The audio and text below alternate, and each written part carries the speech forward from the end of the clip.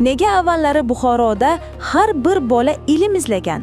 Bilasanmi, Safiya, ular boylikni kitobda ko'rgan. Endichi zamon o'zgardi-ku. Ha, ammo haqiqat o'zgarmagan. Kim tafakkur qiladi, o'sha davrni boshqaradi.